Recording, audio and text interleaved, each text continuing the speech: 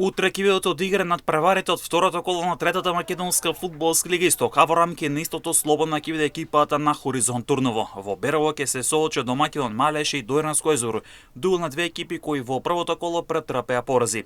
Рудар ќе на гостување во Струмица, каде тимот од Пробиштип ќе сака да врза втора победа во низа, а пак Тивирија ќе биде на попрвен после големиот пораз во Свети Николе, со цел да забележи позитивен резултат. Дербито на колото ќе го одиграат Овче поле и Карбенци, иако најпрво требаше се игра во Карбенци, сепак ќе се одигра во Свети Николе како увертира на 100 годишнината на Овче поле, а кои две екипи во првото коло славеа 3 бодови, со тоа што Карбенци беше минимален во Зрновци, а пак тимот од Свети Николе дома ја декласираше Тивирија. Ова ќе биде дуел на две екипи кои ќе сака нови 3 бодови.